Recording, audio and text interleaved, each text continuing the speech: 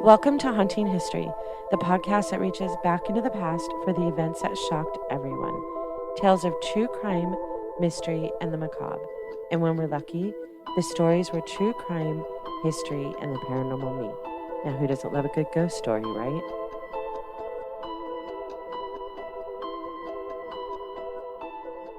Welcome back to Haunting History Podcast. I'm your host, Kat, and today I have Charles Spratley, historian, author, tour guide, and you'll remember him from the Villa Montezuma.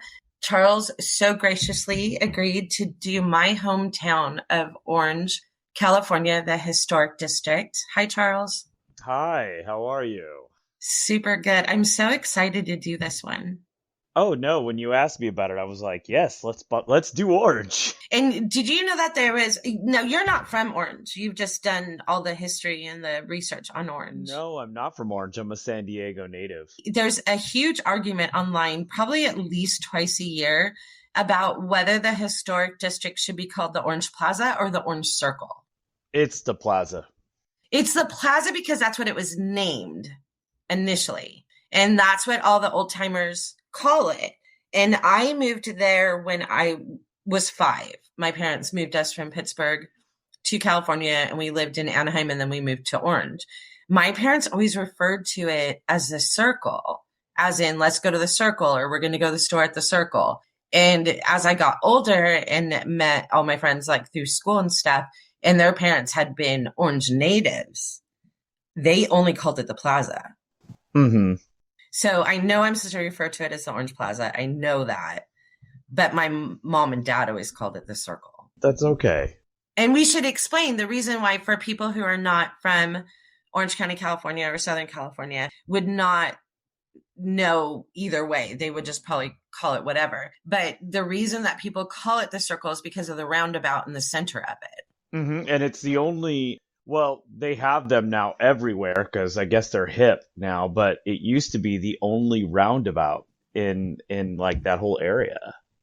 And it was, when they first opened it, they didn't have it set up like now. The traffic is completely guided around the plaza.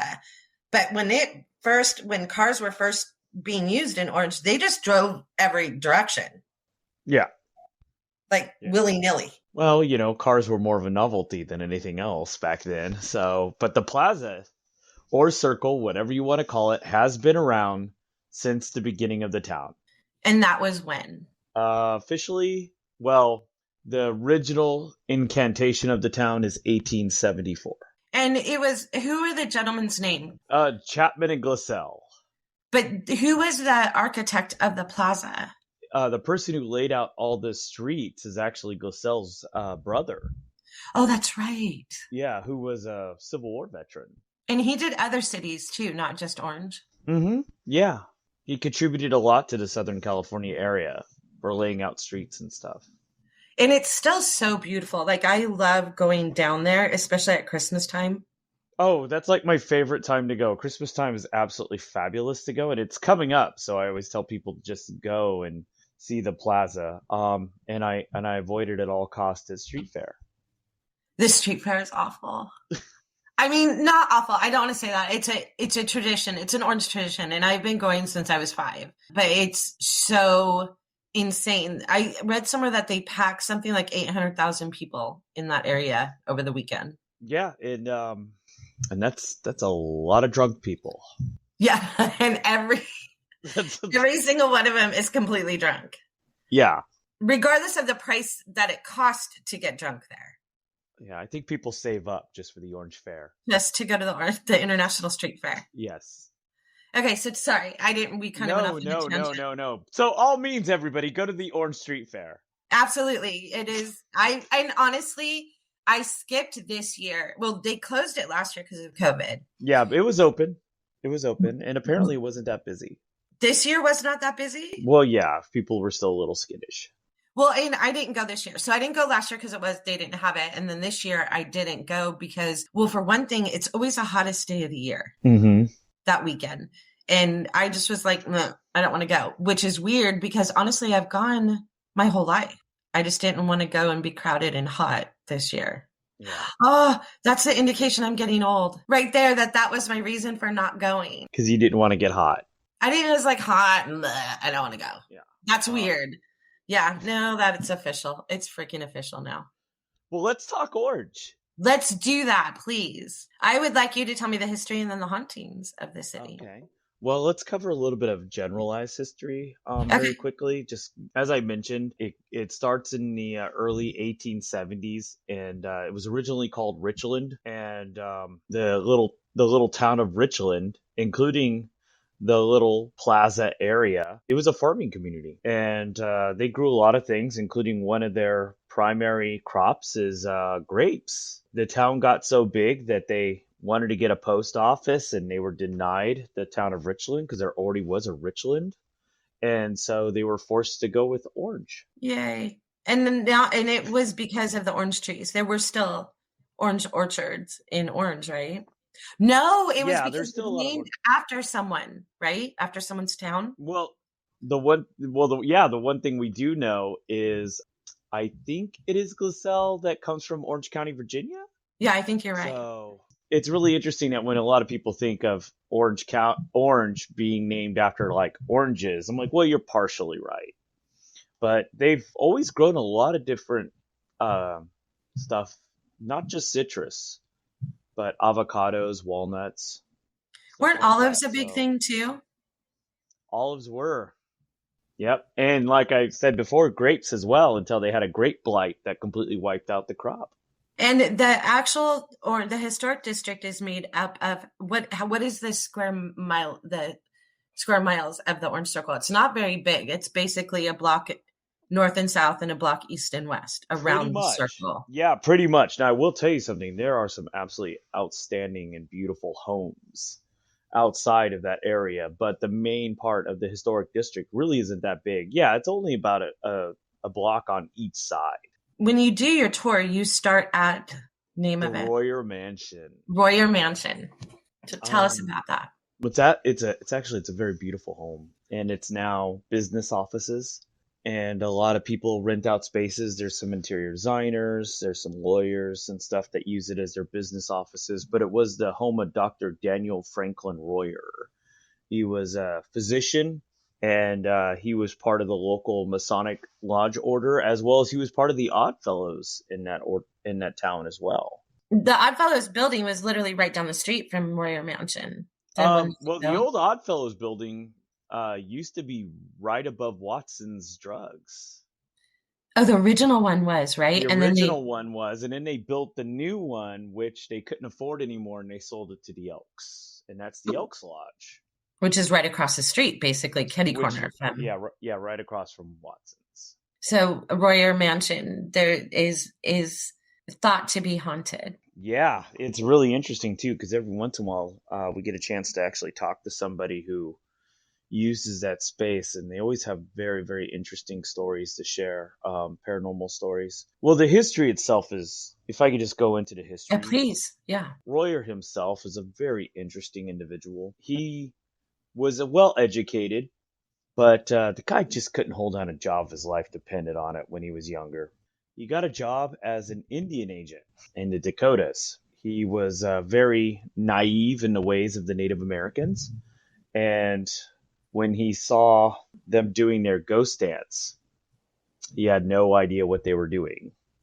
And so he kind of freaked out, and he wrote letters and kind of just said, I need some help here. So if you guys could send some help, that would be amazing. And he kept on thinking other Indian agents would come out and help him. And instead, troops came out, and it didn't end well For the Indians. for the Native Americans. Yeah, he was devastated by this, but he later made his way out west, where he became a physician, and he also was one of the early mayors of Orange. But he was I guess I always tell people on my tour he's kind of a jerk because he divorced his wife during the Victorian time period, which was extremely rare. And then he decided to leave the house to his daughter. And the daughter actually passed away in the house. At what age? She was older when she passed away, but she had failing health for a goodly portion of her life, I think.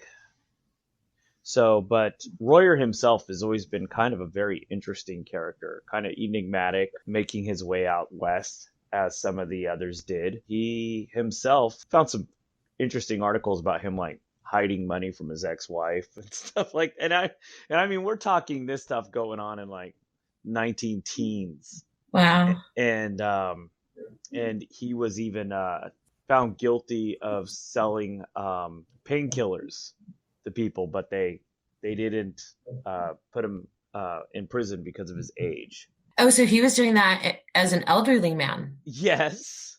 Wow. So, but a lot of people have experienced things in the Royer house itself. One of the things that I think is very interesting is we had a chance a long time ago to interview a guy by the name of Gene Seacrest, and he was one of the people who bought the house. Well, what a lot of people don't realize is, yeah, it was a funeral home for a while. For a long time. That's Yeah, what it for a was. very long time. Yeah, that's what I knew it as. I didn't know it as Royer Mansion until many years later. I knew it as the mortuary. Yeah, it's really funny because here we are, we're like talking about, oh yeah, Doctor did. Oh yeah, by the way, it was also a funeral home. It's like, why do you forget that little portion? But the one thing is it was a funeral home for a very long time, and if you ever drive by, that's why it has those little columns in the front of it. That happened. They put those in when it's a funeral home. When Seacrest took it over in the 1980s, and he decided to actually live in it, down in the basement, he actually found when he got his new home that they had the freezers for where the cold room for the bodies was still there. Oh. And so he's like, you know what? This would be an awesome place for my bar. Oh. So he put his bar right there, and he got the little, freezers right there behind him. Of where they slid the bodies in. Yeah, and you know what? The bar's still there. Is it really? Yes, it is. And there's no offices down there in the basement? Actually, there are some offices down there. They have a nice full basement, and that's part of some of the stories that we've acquired over the years, including we had somebody who had an office downstairs, and she heard scratchings one night over by the old freezers.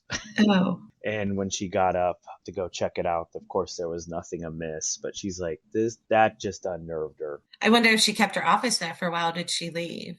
I think she kept it there. It was a law office. Yeah, there was another law office in the back that I thought was very interesting that we had a chance to interview the person who rented it out there, and he was a lawyer, and he was experiencing poltergeist activity in his office. So is all the hauntings at the Royer Mansion, is it attributed to the mortuary or is it attributed to the Royers? Well, that's one of the things that's actually very interesting is probably one of the most interesting ghost stories associated with the Royers actually came from Gene Seacrest. When he was remodeling the house, he allowed two gentlemen to live in the house while the house was being restored. The gentlemen, these were two big guys, construction workers, and they each chose different parts of the house as their own living quarters. And as strange stuff started to happen, they started to move where they slept closer together. Because they were scared. They were scared. And then the next thing you know, like their last couple weeks there, they're like sharing one room because they hated being there. Went to go pay them. He found their room filled with like effigy candles and other things for like the protection from evil. One of the workmen claimed that several times he saw a woman walking through the house, even though these were the only guys that were there. So the Royer daughter. Quite possibly. Wow. Did the Seacrest ever have any issues there? No, that he mentioned, no. But one of the things that was very interesting is Seacrest himself. He was actually kind of jazzed about it. I was a little bit worried about it, but him and Royer shared the same birthday. And interesting. They came from like the same like part of the country, and they went to the same college. That's crazy. Yeah. Right about then, I would think about buying a place in like Albuquerque. I would not want to buy a place like where I'm like, oh yeah, the previous owner had the same birthday and went to the same college as me. I'm like, that's a bad sign. If the Royer Mansion came up for sale now, I would want to buy it. You would? Yes, I love it. And that's knowing it was a mortuary for many years. I mean, I honestly only knew it as the mortuary, You are but one I've very always, discerned person. seriously, it's such a beautiful house though. And it has such amazing history. I'm actually kind of sad that it's not a private home. I am as well, but on the flip side is, I've been into the little area, the little entry hall area, Hmm. and in a couple of the rooms that they let me in, and they have done a fantastic job keeping it the way that I think it should be kept. Well, and I guess more people get to be a part of it when it's Hmm. the way it is now. Yeah, yeah, because everybody, eventually will need a lawyer. So more people will go in there. And what's our next building that you want to talk about? I would say a really good one is the Ruta Begord's restaurant. Ooh, go. Ruta Begord's has always been kind of interesting. Well, first off, the food is fantastic. That house right there, that's like an early 20th century arts and craft ranch home. And the original owners lived there for many years. I think they lived in that house for over 50 years together before they both passed in the house. Then it became Tony's Mexican food, which was a staple in the Orange community. Everybody remembers Tony's. And then the woman who bought it owned a Ruta Begorge chain, and she wanted to turn it back into that turn of the century house. And there's a pretty common theory that when you restore places that are known for its activity, it kind of like kicks the activity up a little bit. And that's exactly what was going on in there. They had pictures popping off of the walls. They had doors that would swell up that nobody could open them, and then somebody would just randomly walk by and a door would pop open.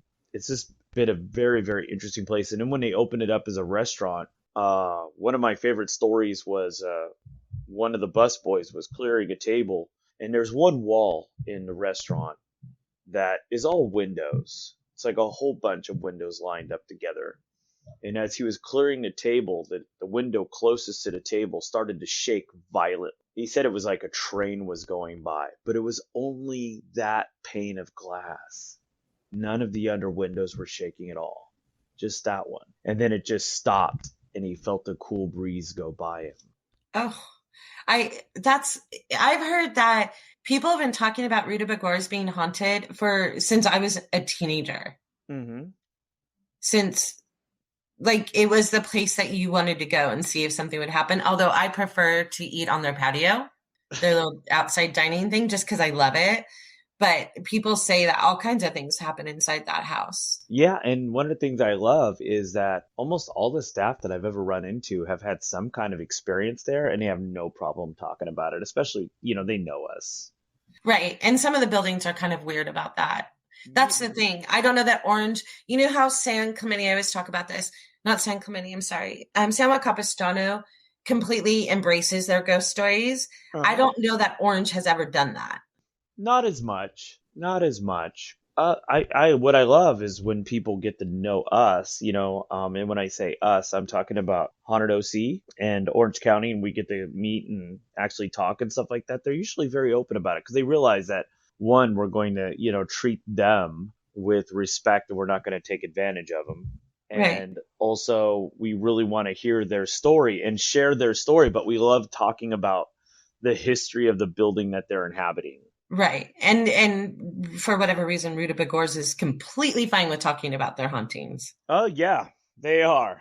They are. Well, I just think that they're some of the best staff, and they sometimes when I've gone there and eaten and stuff like that, I'll ask if I'm like, has anything like kind of happened recently? And I've had one of them say, "Oh, here, come here, I want to show you something," and like she would tell me a story as she was showing where it happened and stuff. So that's always actually kind of fun when they share their stories. For people that are local, Royer Mansion is on Chapman, at the east side of the plaza. And then Ruda's is on Glassell. on the north side of the plaza, correct? Yes, it is. Like I know exactly where it is. I just don't know my north and south. So I've been there a million times. So they're both off of the plaza, but one's on Chapman and one's on Glassell. Okay, so what's our next building? Oh, God, I love antique stores. All of them. Not as many as they used to have. No, I know. I'm very sad. There's not. I mean, the one right down the street from Royer's mansion, the Chapman Antique Mall, that used to, like, above that is basically the Elks Club up there, right? Yeah, it's the Elks Lodge, yeah. Okay. So that was the Goodfellows. That was Watson's. And we referenced Watson's because Watson's is one of the oldest restaurants in the Plaza. Watson's was a drugstore and a like food counter. Soda fountain, yeah. Soda fountain. 1899, I think, or 1889. But which antique mall do you want to talk about? I think one of the ones I really like to talk about, I think it's Antique Depot. And which one? That's the one that's on the south side of Glassell. Well, south side of the Plaza, but on the east Plaza. side. Yeah, it's on Glassell. It's on the Plaza, and it is the one that is on the east side east of side. Glassell. Yes, east side. Okay, so now we are orientated. Welcome to Orange, everybody. Okay. And it's actually right next door to that really old apartment building. Yes. Oh. Love that apartment building. I love that apartment building too, and there's a really funny story about that I don't know if I should share with your listeners, but it has to do with ghosts and drunk people. Well, why wouldn't you share it? Well, because it was an evening that I was absolutely horrible to a guy. Oh no! But it was funny. It was a drunk guy going to that apartment? Yes. Do you still find it's still creepy? It's up to you if you want to share it. It's got an E attached to it. Is that okay? Are we on? Yeah, it always has an E attached to it, and yeah, share. Tell us. Okay, no, it was really good because I love taking people out, and I love talking about local history and ghost stories. And one of the things I love is I use ghost stories as a vehicle to get people interested in history. Mm-hmm. I always get a lot of people that say, I really loved your tour. I thought it was really great. But the one thing I loved so much is all the stuff that I learned. And so that's like the greatest compliment that anybody could ever give me. Right. So I'm just front loading it when people would go, oh, he's just a guy who does ghost tours. I'm like, no, I'm a historian that happens to love ghosts. Right. So I'm giving this tour in Orange, and we are walking through, that really like very creepy alley. Yeah. That's between the Eileen and Grote General Store. Yeah, okay. So everybody knows that like really creepy alley. So we're walking through that really creepy alley, and here comes this very drunk guy carrying these two large glass steins. And we're just wrapping up telling a story. And we're walking through the alley, and he goes, "What is this?" And I go, "It's a ghost tour." And he goes, "Where are you headed?" And I go, "We're going this way." And he goes, "Don't tell me my house is haunted." And I go, "Which one is yours?" And he pointed to that apartment complex. I go, "Oh, it's totally haunted." And he goes, "Fuck." As if he didn't know. Well, he was just so like downtrodden over it. And so we were at the Antique Depot, and I tell the stories of the Antique Depot, and we had to walk past that apartment building, and he's outside sitting on the porch sobbing because he doesn't want to go inside. Oh no. Oh no. I wonder if maybe he sobered up and realized he could still go back inside. I'm going to hell. That's so funny. I love that building. I used to remember when across the street from that apartment building was Satellite Market? Yes. That's where my mom did all our grocery shopping. Okay. Well, both of those buildings are haunted. The Satellite Market. Well, it's attached to a haunting. Okay, tell us. But yes, even the Satellite Market. Okay, so we are totally getting detracted. I'm so sorry. It's okay. So let's. I know, and we have literally like 15 more minutes. So. All right. Well, let's talk Antique Depot. Okay. The place is fascinating to me because it has a lot of stories attached to it, and the staff have opened up to us over the years because we've been running that tour there for over 10 years. And the staff love us. I thoroughly recommend going there. It's where I buy a lot of my stuff. Downstairs in the basement, there's just something about that place. It really is. And so most of my stories that we have about it have taken place in the basement. But of course, my favorite story, and I love to tell it on my tour, is one evening after they were closed, one of the managers was downstairs vacuuming the floor. And as she looked down one of the aisleways, she saw an LP record get tossed into the aisle. Now, this was closed, and she thought that maybe it was the person who rented the cubicle was there late, like cleaning up. And so she turned off the vacuum and started walking down the hallway. And as she was walking down the hallway, another record comes out and lands in the aisle.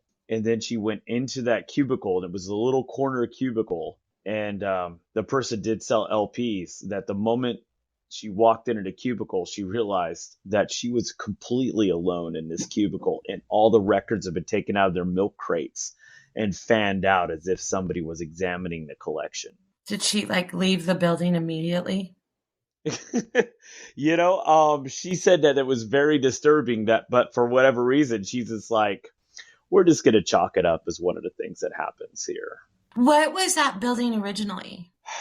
You know what? I do not know what it was originally. They used to have a whole bunch of markets and stores and stuff in that area. And because it was a large open space, I think it might have been like some kind of like a small department store. Or furniture store or something, maybe. And that's one thing that's interesting that we should talk about Orange. A lot of places in Orange there, they all have basements. Which is very unusual for people that are listening outside of the state of California. California does not have a lot of basements. Because we don't need basements. Right.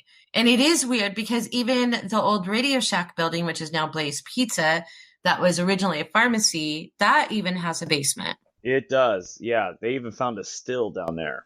They were making moonshine during Prohibition. Under the pharmacy. Oh, yeah.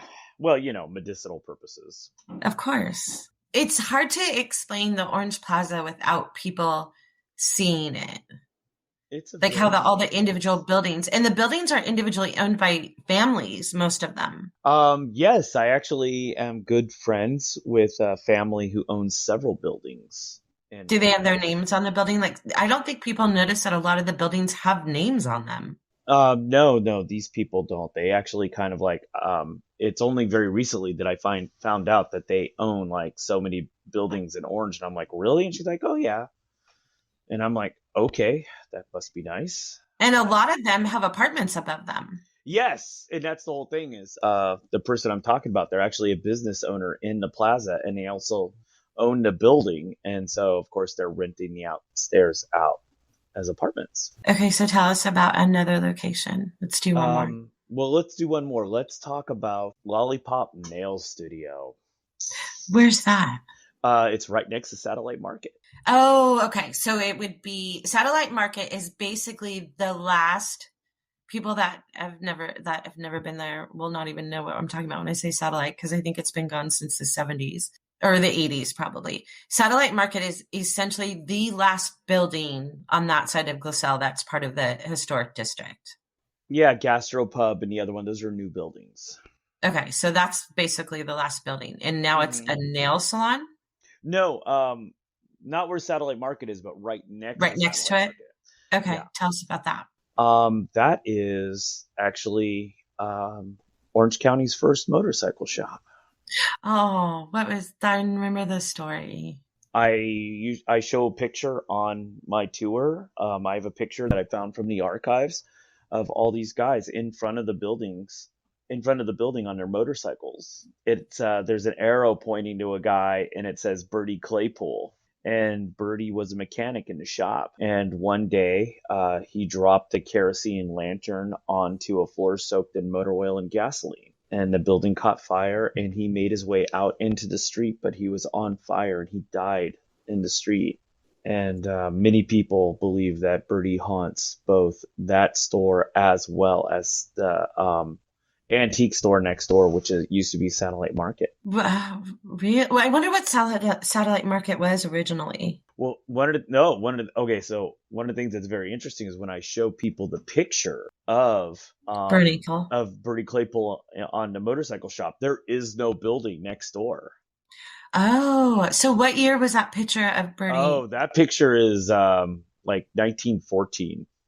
So the Satellite Market building wasn't even there in 1914. No, it wasn't. That wasn't built until I think the late 40s. Is it considered part of the historic district. It's within the little walls, but it's not as old as, it's still old, but it's not as old as the other buildings in the No, in the no, no, no, plaza. no, no, no.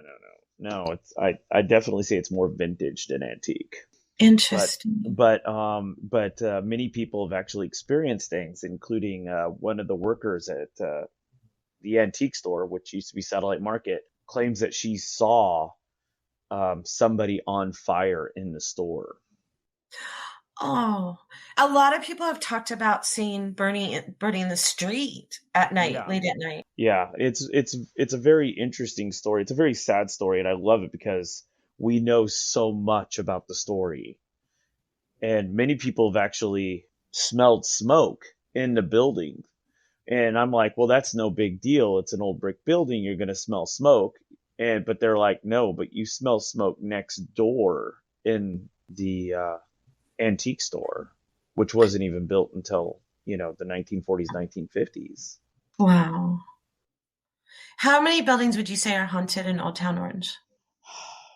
Not including the houses include Royer Mansion, but there's also houses on the outskirts of it that you guys walk past and talk about. Yeah. So I would say probably about 8, 9. That's a lot. That's a lot for a very closed area. But when you really think about the richness of the history and all the stuff that was going on, And the people that lived there and the things that happened. I love yeah, it. there's a lot of antique stores, and so you know what, and that's the whole thing is that when people talk about, well, nothing bad happened here, and I'm like, yeah, but look at the tens of thousands of things that are in here. You don't think any of that stuff might not be carrying something, a little something extra? Oh, all the antique stores, yeah. So many of them are gone now, though. I mean, it used to be all antique stores. Like it was Watson's Drugstore was the one restaurant, and then the one bar on the other end and the liquor store. But the majority of it were antique stores for many, many, many Yeah, it years. was, but times have changed. Now it is 90% restaurants. Yep. And well, I don't want to get political about it, so. But if you get a chance to go to the Old Town Orange or the Orange Plaza, whatever you want to refer to it as, it's a great place to spend an evening.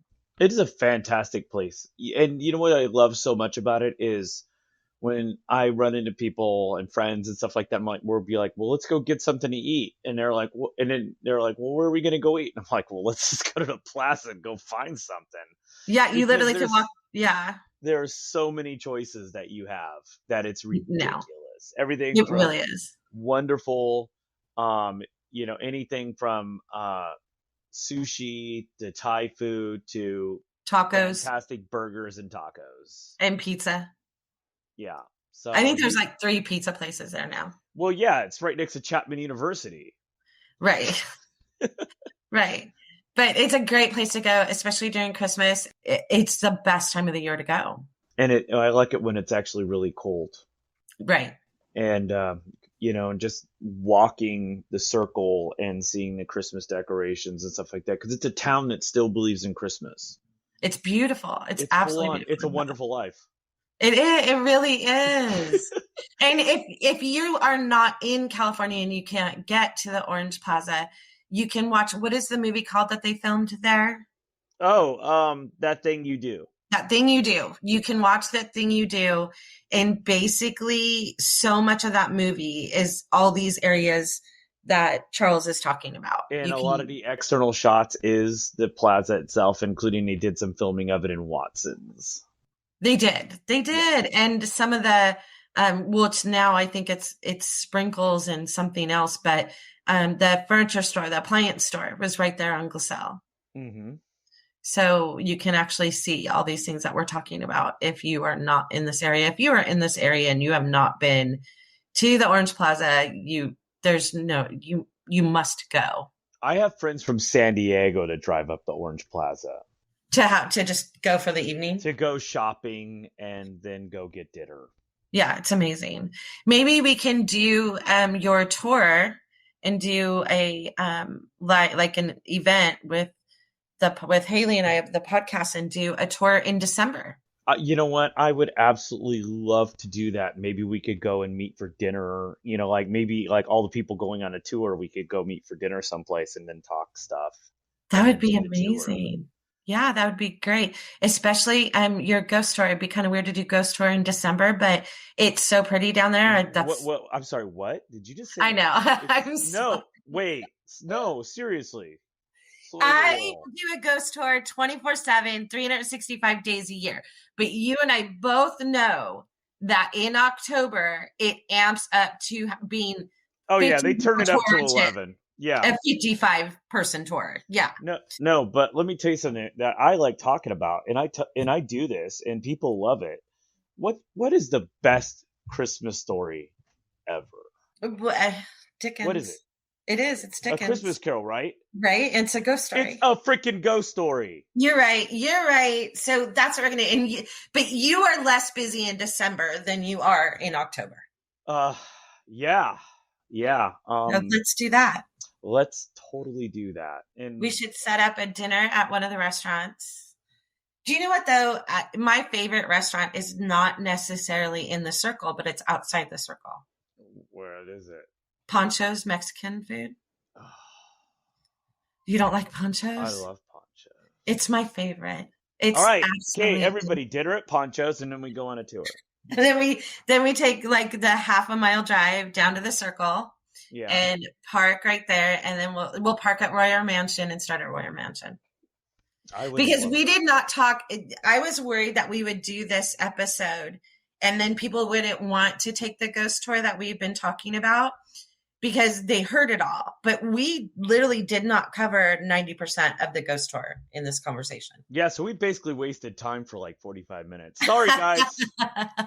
No, we covered. You know what? I have faith in the listeners that Royer Mansion is going to be Googled. People are going to be looking at Royer's Mansion. People are going to be looking up Rita Begor's, and I don't know that they can find the antique store that you talked about, but I bet you people will be Googling it's Charles Royer. What was his first name? Dr. Daniel Franklin Royer. Dr. Daniel Franklin Royer. And when I did the Fairhaven Cemetery tour, I used to take people to his grave. Oh, he's buried there too. He is. He's buried in the mausoleum. And you don't do that tour anymore? We're actually taking a hiatus from it. Yeah. Why is that? Just so we could focus on other things. Yeah. Yeah. But you also I've got new stuff coming out. In Orange County or in San Diego? Let's just say we're expanding. Really? So Haunted San Diego. What did I say that? Wait. What? I just said it. I said it. You said it, but I didn't. I said it. But well, that's excellent. All I gotta say is there's no reason why we've been Haunted Orange County for over 12 years, and I've been so happy to be part of it. But it's time for us to blossom out because there's just so many places that have some fantastic stories that we need to talk about. Well, in Haunted Orange County started as just Haunted Orange. Yes, it did. And I put together Ernie's first tour. And then it became Haunted Orange County. And you, do you want to talk about any things that you have coming in October that people can attend? They can go to hauntedoc.com. Is that what that website is? Hauntedoc.com. There are plenty of tours that are available. Unfortunately, I'm not really giving them any tours this month because I have other things going on. In fact, this Friday night, I'm doing the Hotel Del Kate Morgan Seance experience. That's so amazing. And that is completely sold out for both nights. Oh, I don't doubt it. That is such a story. And so that's going to be really, really fun. And but after October, I'm going to be sitting down and doing a lot of research. And I've already started working on stuff with Ernie Alonso, who runs Haunted Orange County. And we're going to really start working on expanding some stuff and getting more people out and showing them some fantastic things and telling some horrifically wonderful stories. And teaching them a lot about history. And teaching them a lot about history while they're having it. That's awesome. Because go ahead. No, you go ahead, please. And we will talk more about doing a December tour. I would absolutely love to. Dinner and tour. Yeah, and I have to say something. Can I say something to your listeners really quickly? Please. I don't know if for listeners that have listened to the Villa Montezuma podcast, I do probably about 6, 7, sometimes 8 podcasts a year. Somebody was always asking me to come and do something. And I have to tell you that Haunted History Podcast is probably one of the best podcasts out there that covers that. Oh, I mean, if people who know me, I'm at the gym almost every day, and I'm listening to podcasts while I work out. And I have been like absolutely since you and I have met, I've been like devouring all your podcasts. I love them. thank you so much, Charles. Well, you were the one, just so you know, when I went on your tour, I don't know, 10 years ago, you were the whole reason why I got so interested in the history of Orange. I grew up there and I would find out little tidbits and things, here and there. And it's my hometown. I love it because it's my hometown, but it was because of you that I wanted to know so much more. That's fantastic. Yeah, I was just like, I knew it was historic. I knew it was old, but I didn't know the stories. And then I completely devoured anything I could find. I spent hours in the history section of the Orange Public Library. Hours. They would kick me out. Yeah, I think that's one of the things that's really funny is people go, "Oh, what's the best place that I could learn if I want to like really learn about historical research for like ghost stories and stuff?" And I'm like, "Try the library." Oh, it's amazing. Yeah. The Sanborn, getting to put on, I know I always joke about this, and I joked about this a long time ago in my podcast, probably at the very beginning, is one of my favorite things is when they bring you something to look at, like you're researching something and you want to look at it, and they bring you the white gloves. And you get to wear white gloves. Like you're looking at something so old and so precious that your hand, and let's not go back to the fact that I touched the wallpaper, but the fact that you were looking dear at God, are we going to talk about that again? No, I don't want to talk about the wallpaper again. Okay. I got shit for that, by the way. People that have listened to the podcast have messaged me and like, how do you not know better? And I do know better. And so it sounds weird that I'm saying this, but my favorite thing ever is when you're doing research and they bring you something so old and so precious that your actual skin can't touch it. Like, it is the most amazing thing maybe I'm just a history geek. I don't know. But to me, it's like, I can't get enough of it. No, what it is it's a deep primal connection to the past. It maybe, and that's my genealogy thing too. And I think the gloves like triggers it. Yeah. You know what the gloves represent. And I've done it because I've worked in museums. I've worked in historical museums and I've handled artifacts and stuff like that. And I used to carry the gloves in my back pocket. And whenever it came to, we got to move something, you just instinctively reached into your pocket and you put the gloves on and you're like, okay, shit's about to get real. Yeah. And my second love is Sanborn fire maps, the fire insurance maps. Uh-huh. Love them. Love them. I can look at them all day.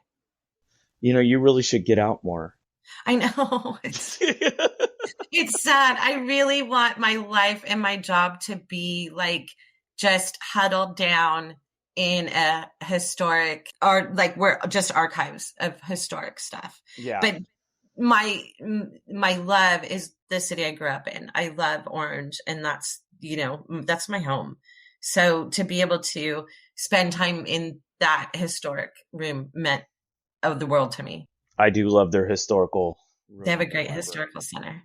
Thanks so much for doing this with me, and we'll talk soon and figure out when we can do it. It'd be amazing if we could find a cold, rainy night to do a ghost tour and a dinner. Those are actually the best. Everybody loves to not do a ghost tour in the rain. I love ghost tours in the rain. I bring a big umbrella and everybody, we huddle underneath and look at pictures. And it's great. And it's decorated for Christmas and we get to talk about ghosts.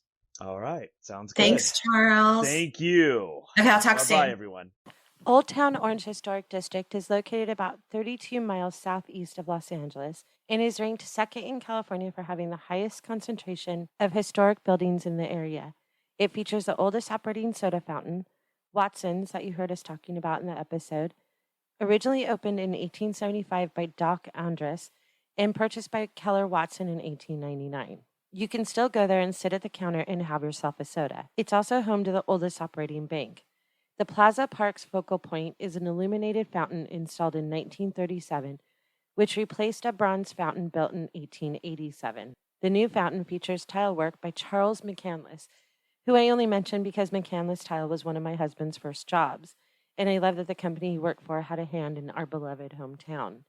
It's the largest national register district in California, and although we only spoke about 3 specific buildings in the episode, the Plaza Historic District has over 1,300 vintage buildings in its 1 small square mile.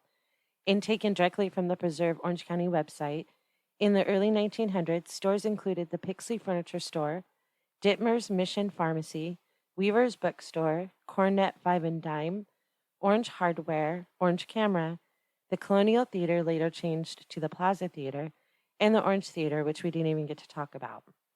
The Plaza Historic District is recognized by the APA as Great Place in America, joining New York's Central Park, Los Angeles' Olivera Street, and Chicago's Magnificent Mile. More info from the Preserve Orange County website states that the brick faced Gothic Revival St. John's Lutheran Church on Center, built in 1913. Its stained glass windows are among the last shipped from Germany before World War I and is truly beautiful. The Chapman Chapel on Grand Street was formerly the Trinity Episcopal Church where my in-laws were married. It was built in 1901. The Royal Victorian Gothic was the first church designed by Philip Frohman, who in 1915 became the resident architect for Washington, D.C.'s National Cathedral. A favorite location of filmmakers and TV crews, from That Thing You Do that Charles spoke about, others include American Horror Story, which we got to meet Sarah Paulson at, and when she saw our Great Dane Grayson and ran over, and I'll post a pic on our episode webpage. But also the Coen Brothers, The Man Who Wasn't There, Surviving Christmas, First Daughter, Cannonball Run, Gumball Rally, Bridesmaids, Big Mama's House, Accepted, Crimson Tide, and the pilot episode of Ghost Whisperer with Jennifer Love Hewitt. If you're interested in the tour that Charles spoke about in December, please send us an email at hauntinghistorypodcast@gmail.com to join our mailing list when tickets become available. And if you have the opportunity to visit the Plaza Historic District, please go. It's a little bit of every small town America and worthy of a visit. Thank you for listening to this episode of Haunting History Podcast. We love hearing from you, so be sure to like, follow, and comment on Facebook, Instagram, and Twitter at Haunting History Podcast. And don't forget to subscribe, rate, and review wherever you listen to all your favorites. Visit our website at hauntinghistorypodcast.com for more information on each episode, links to our Patreon page, and all of our social media platforms. Until next time, I'm Kat. I'm Haley. Remember, the living are far scarier than any ghost.